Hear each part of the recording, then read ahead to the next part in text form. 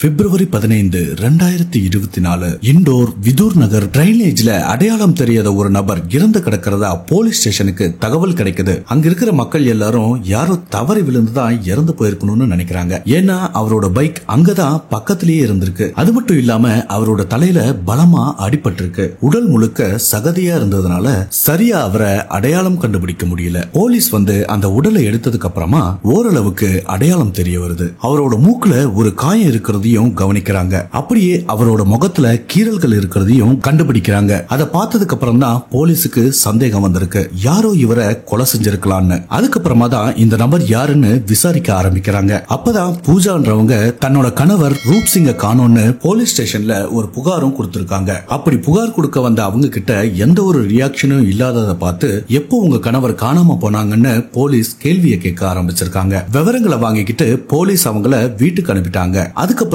சாயந்தரம் வீட்டுக்கு போன போலீஸ் உங்க கணவர் இறந்து போயிட்டார்ன்ற செய்தியை சொல்லி இருந்திருக்காங்க. உங்களுக்கு யார் மேலேயாவது சந்தேகம் இருக்கான்னு கேட்டிருக்காங்க. அதை கேட்டதும் அழுதுகிட்டே, அப்படி யாரும் இல்ல சார், என் கணவர் ரொம்ப நல்லவர், அவருக்கு போய் யார் எதிரிங்க இருப்பாங்கன்னு சொல்லிருக்காங்க. ஆனா போலீஸுக்கு பூஜா மேல சந்தேகம் இருந்துகிட்டே இருந்திருக்கு. அப்படி சந்தேகத்தின் அடிப்படையில பூஜாவோட போனை போலீஸ் வாங்கி வச்சுக்கிறாங்க. இன்னொரு பக்கம் ரூப் சிங்கோட போனும் போலீஸ்க்கு கிடைக்கல. அதுக்கப்புறமா பூஜாவோட போனை போலீஸ் செக் பண்ண ஆரம்பிக்கிறாங்க. அப்பதான் தெரிய வருது, பூஜா பார்க்கிறதுக்கு அப்பாவியா இருந்தாலும் அவங்க பண்ணிட்டு இருந்த வேலை ரொம்பவே கேவலமானதுன்னு. பூஜா டெலீட் பண்ண வாட்ஸ்அப் மெசேஜ் எல்லாத்தையும் சைபர் கிரைம் ரெக்கவர் பண்றாங்க. அதை பார்த்ததுக்கு அப்புறம் தான் ஒரு அசிங்கமான காதல் கதையும் த்ரில்லரான கிரைம் ஸ்டோரியும் வெளியே வந்திருக்கு. அப்படி அந்த கேவலமான கதையை பார்க்கலாம். இண்டோர் விதூர் நகர் பகுதியில ரூப் சிங் ராத்தோட்னு ஒரு நபர் தன்னோட மனைவி பூஜா கூட வாழ்ந்துகிட்டு வராரு. ரூப் சிங் கிராமத்துல இருந்து சிட்டில வேலை பார்த்துக்கிட்டு இருக்காரு. இவங்க ரெண்டு பேருக்கும் 5 வயசுல ஒரு பையன் இருக்கான். ரூப் சிங் தன்னோட பையன் தான் என்னோட உலகம்னு வாழ்ந்துகிட்டு இருக்காரு. இவருக்கு கிராமத்துல நிறைய சொத்து பத்துக்கள்லாம் இருக்கு.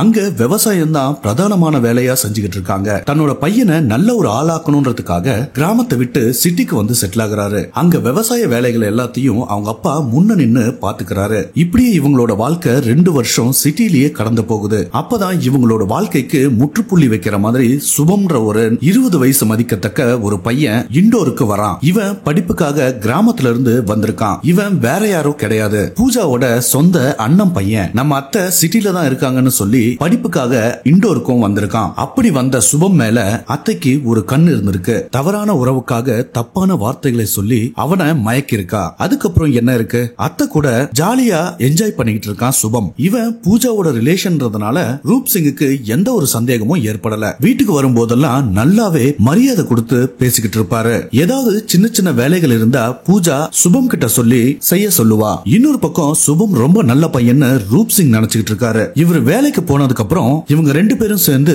உல்லாசமா இருந்திருக்காங்க. சாயந்தரம் ரூப் சிங் வீட்டுக்கு வரதுக்குள்ள சுபம் அங்கிருந்து தன்னோட பக்கத்துல இருக்கிற ரூமுக்கும் போயிடுவான். அப்படி ஏதாவது ஒரு நாள் அங்கேயே இருந்தாலும் பெருசா ரூப் சிங்க்கு சந்தேகம் ஏற்படாது. ஏன்னா ரூப் சிங் பையன் கூட ரொம்ப பாசமா விளையாடுறதும் அவனை அங்க இங்கன்னு வெளியில கூட்டிட்டு போறதும் வீட்டுக்கு வரும்போது அவனுக்காக சாக்லேட் எல்லாம் வாங்கிட்டு வருவான். இதனால ரூப் சிங்க்கு எந்த ஒரு சந்தேகமும் ஏற்படல. இப்படியே இந்த உறவானது 1 வருஷம் நீடிச்சுக்கிட்டே இருக்கு. அப்பதான் பல நாள் திருடி ஒரு நாள் அகப்படுவாள் அப்படின்ற மாதிரி போன்ல ரொமான்ஸா பேசிக்கிட்டு இருக்கிறத ரூப் சிங் கேட்டுறாரு. போன்ல சாதாரணமா பேசாம கொஞ்சம் ஆபாசமா பேசிக்கிட்டு இருக்கிறத கேட்ட ரூப் சிங் பூஜாவை லெப்ட் அண்ட் ரைட் வாங்குறாரு. ஒரு சின்ன பையன் கிட்ட என்ன பேசணும்ன்றது தெரியலையா உனக்கு? நீ செஞ்சுக்கிட்டு இருக்கிறது எவ்வளவு பெரிய தப்புன்னு உனக்கு புரியுதா?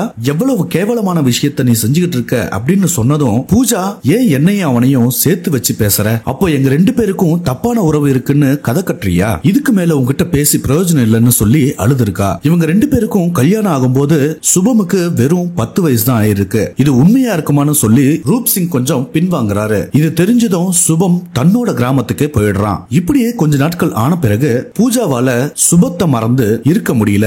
அதுக்காக இன்னொரு பிளானும் பண்றா. தன்னோட கணவர் கிட்ட எனக்கு மனசு சரியில்லை, கொஞ்ச நாள் எங்க அப்பா அம்மா வீட்டுக்கு போயிட்டு வரேன்னு சொல்லிட்டு தன்னோட கிராமத்துக்கும் கிளம்பிடுறா. அங்க எத்தனை நாட்கள் இருக்கணும்னு ஆசைப்படுறாலோ அவ்வளவு நாட்கள் இருந்துட்டு மறுபடியும் திரும்பி வரா.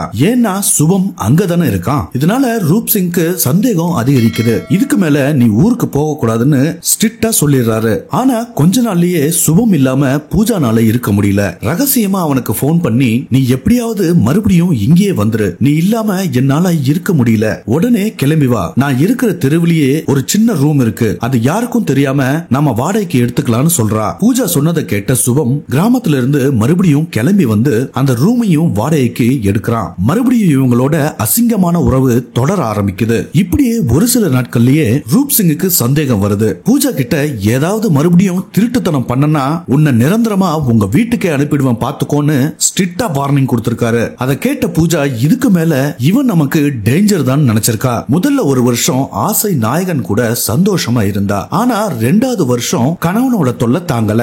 ஏன்னா கொஞ்சம் மேக்கப் போட்டாலும் ஹமாம் சோப்பை போட்டு மூஞ்சிய கழுவிடுவாரு. இதை இப்படியே விட்டு ஆகாதுன்னு நினைச்ச பூஜா தன்னோட ஆசை நாயகன் சுபத்தை கிராமத்துல இருந்து வர சொல்றா. அப்படி வந்தவன் கிட்ட வாழ்க்கை முழுக்க என் கூட இருப்பியான்னு கேட்டிருக்கா. அவனும் யோசிக்காம லூசு மாதிரி உனக்காக என் உயிரை கூட தரேன்னு சொல்லிருக்கான். அது மட்டும் இல்ல நான் உங்களை கல்யாணமும் பண்ணிக்கிறேன்னு சொல்லிருக்கான். அதை கேட்ட பூஜாவுக்கு தலைக்கால் புரியல. உடனே அப்போ சரி அவனை தீர்த்து கட்டிடலாம், சொல்லு என்ன பண்ணலான்னு கேட்டிருக்கா.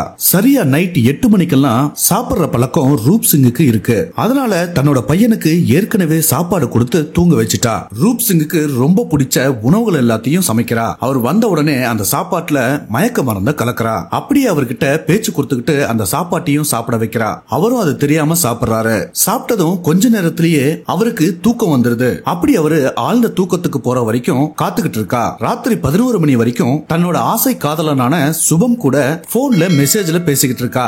எல்லாரும் தூங்குனதுக்கு அப்புறம் யாருக்கும் தெரியாம வீட்டுக்கு வந்துடுன்னு சொல்றா. சுபமும் பைக் எடுத்துக்கிட்டு அவங்க வீட்டுக்கு கொஞ்ச தூரத்துக்கு முன்னாடியே பைக் ஆஃப் பண்ணிட்டு வண்டியை தள்ளிக்கிட்டே வீட்டுக்கு வரான். வீட்டுக்குள்ள வந்ததும் அவன் கையில ஒரு தலகாணியை கொடுக்கறா. அதை எடுத்துக்கிட்டு போய் ரூப் சிங் படுத்துக்கிட்டு இருக்கிற கட்டிலுக்கு பக்கத்துல ஒரு சேரை போட்டு உட்கார்றான். அந்த தலகாணியை வச்சு அவரோட மூச்சை திணற செய்யறான். சுபமால ஒரு அளவுக்கு மேல முடியல. அதுக்கப்புறம் பூஜாவும் ஹெல்ப் பண்ண ஆரம்பிக்கிறா. கொஞ்ச நேரத்திலேயே அசையாம ஆயிட்டாரு ரூப் சிங். பூஜாவுக்கு மறுபடியும் சந்தேகம் வந்து எங்க இவன் சாகலியோன்னு நினைச்சு பக்கத்துல இருக்கிற குக்கரை எடுத்து ஓங்கி மண்டையிலேயே அடிக்கிறா. உடனே பூஜாவை தடுத்து நிறுத்தின சுபம் ரத்தம் வந்தா நம்ம மாட்டிப்போன்னு சொல்றான். இதெல்லாம் நடந்ததுக்கு அப்புறமும் ஒருவேளை ரூப் சிங் சாகலியோன்னு நினைச்சு அவங்க 2 பேருக்கும் பயம் வருது. ஆனா பாவம் அவரோட இதயம் நின்னு போச்சு. சில மணி நேரத்திலேயே அவரோட உடல் உறைய ஆரம்பிச்சிருக்கு. அதுக்கப்புறமா தான் அவர் இறந்து போயிட்டாருன்னு 2 பேரும் கன்ஃபார்ம் பண்ணிக்கிறாங்க. அதுக்கப்புறம் தன்னோட ஆசை காதலனுக்கு அவன் செஞ்ச வேலைக்கு களைச்சு போயிருப்பான்னு நினைச்சு அவனுக்கு சாப்பாடும் போடுறா. அதுக்கப்புறமா 2 பேரும் ரொமான்ஸ் பண்ணிக்கிறாங்க. அதுக்கப்புறமா அந்த தெருவுல எல்லாரும் தூங்கிட்டாங்கன்னு கன்ஃபார்ம் பண்ணிக்கிட்டு ரூப் சிங்கோட உடலை எடுத்து பைக் மேல உட்கார வைக்கிறாங்க. சுபம் பைக் ஓட்ட ரூப் சிங்கோட உடல் நடுவுல இருக்க பின்னாடியே பூஜாவும் ஏறி உட்கார்றா. ஆனா இவங்களால பைக்ல ரொம்ப தூரம் போக முடியல. ஏன்னா அது இறந்து போன உடல்ன்றதுனால அதோட எடை அதிகமா இருக்கு. அந்த எடைய பூஜாவால தாங்கிக்கிட்டு உட்கார முடியல. அதனால பக்கத்துல இருந்த டிரைனேஜ்லயே அந்த உடலை தூக்கி வீசிடுறாங்க. அதுக்கப்புறமா கொஞ்ச நேரத்திலேயே அவரோட பைக்கையும் அதே இடத்துல எடுத்துட்டு வந்து தள்ளி விட்டுறாங்க. இப்படி இந்த வேலைகள் எல்லாத்தையும் கச்சிதமா முடிச்சதுக்கு அப்புறம் 2 பேரும் அவங்க வீட்டுக்கு போய் அந்த பாலா போன உறவை மறுபடியும் தொடர ஆரம்பிக்கிறாங்க. ஆனா அந்த அற்ப சுகமானது காலையில 6 மணிக்கே முடிஞ்சு போச்சு. அப்பதான் அங்க இருந்தவங்க எல்லாம் அந்த உடலை பார்த்து போலீஸுக்கு இன்ஃபார்ம் பண்றாங்க. இந்த சம்பவத்தை தெரிஞ்சுக்கிட்ட இந்த காதல் ஜோடிகள் அந்த சின்ன பையனை கூட்டிக்கிட்டு ஒரு லாட்ஜ்ல ரூம் எடுத்தும் தங்குறாங்க. அப்பதான் ரூப் சிங்கோட தம்பி பூஜாவுக்கு கால் பண்ணி கேக்குறாரு. அண்ணி அண்ணன் போன் பண்ணாலும் எடுக்க மாட்டேன்றாரு, அவர் எங்க போயிருக்காருன்னு கேக்குறாரு. அதுக்கு பூஜா எனக்கு கூட தெரியலப்பா, நேத்து சாயந்தரத்துல இருந்து போனே எடுக்க மாட்டேன்றாரு, அவர் வந்த உடனே போன் பண்ண சொல்றேன்னு சொல்லிடுறாங்க. இன்னொரு பக்கம் பூஜாவுக்கு போன் மேல போன் வந்துகிட்டே இருக்கு. இதுக்கு மேல இத மறைச்சா நமக்கு தான் ஆபத்துன்னு நினைச்சு மறுபடியும் அவ மூளையில இருக்கிற குப்பைய நோண்ட ஆரம்பிக்கிறா. அப்படி அவ குப்பையில நோண்டினது என்னன்னு கேட்டீங்கன்னா நேரா போய் என்னோட புருஷனை காணோம்னு சொல்லி போலீஸ் ஸ்டேஷன்ல கம்ப்ளைண்ட் கொடுக்கறது. அப்படி அவ போலீஸ் ஸ்டேஷன்ல கம்ப்ளைண்ட் கொடுத்த உடனே அங்கிருந்த போலீஸ்காரங்க கழுகு பார்வையால இவளை கண்டுபிடிச்சிடுறாங்க. அதுக்கப்புறம் தான் இவங்கள வீட்டுக்கு போக சொல்லி சாயந்தரமா போய் விஷயத்த சொல்லிட்டு அவளோட போனை ரெக்கவர் பண்றாங்க. பூஜா கம்ப்ளைண்ட் கொடுத்த 24 மணி நேரத்திலேயே தன்னோட அண்ணன் மகன் மேல இருக்கிற மோகத்தால தான் பூஜா கணவரை கொலை செஞ்சிட்டான்னு சொல்லி பூஜாவை அரெஸ்ட் பண்றாங்க. இதுல இன்னொரு அல்டிமேட் என்னன்னா உறவினர்கள் எல்லாம் பூஜாவோட மூஞ்சில காரி துப்பிக்கிட்டு இருந்தாலும் நாங்க 2 பேரும் வெளியே வந்ததுக்கு அப்புறம் கண்டிப்பா கல்யாணம் பண்ணிக்க போறோம்னு சொல்றா. வாழ்க்கையில பிடிவாதம்ன்றது எல்லாருக்குமே தேவைதான். ஆனா அந்த பிடிவாதம் எதுலன்றது நம்ம வாழ்க்கைக்கு ரொம்பவே முக்கியமானது. இப்போ அந்த 5 வயசு பையனோட மனநிலை என்னவா இருக்கும்னு கொஞ்சம் யோசிச்சு பாருங்க. நிறைய பேர் தன்னோட வாழ்க்கையில எல்லாத்தையும் ஜெயிச்சிருப்பாங்க. ஆனா சில பேருக்கு சில விஷயங்கள் அவங்களோட மனசுல ரணமாவே இருந்துகிட்டு இருக்கும். அதுதான் குழந்தை பாக்கியம். அதனால எந்த ஒரு நிலைமையிலையும் தன்னோட குழந்தைகளை யோசிச்சு பார்க்கறது மூலமா இந்த மாதிரியான குற்ற சம்பவங்களை கண்டிப்பா தடுக்க முடியும்னு நான் நம்புறேன். இதுவரைக்கும் என்னோட வீடியோவை பார்த்துக்கிட்டு இருந்த உங்களுக்கு ரொம்பவே நன்றி. என்னோட இன்னொரு சேனல் ரன் பண்ணிக்கிட்டு இருக்கேன். விருப்பம் உள்ளவங்க தாராளமா அந்த சேனலை சப்ஸ்கிரைப் பண்ணி வச்சுக்கோங்க. கண்டிப்பா இந்த மாதிரியான சம்பவங்களை பத்தி நான் ஒரு நாள் விட்டு ஒரு நாள் போட்டுக்கிட்டு இருக்கேன். அதோட லிங்க் கீழே டிஸ்கிரிப்ஷன்ல இருக்கு. மறுபடியும் அடுத்த ஒரு வீடியோல உங்களை சந்திக்கிறேன். அது வரைக்கும் உங்களிடமிருந்து விடைபெறுவது உங்கள் வாய்ஸ் ஆஃப் வெங்கட்.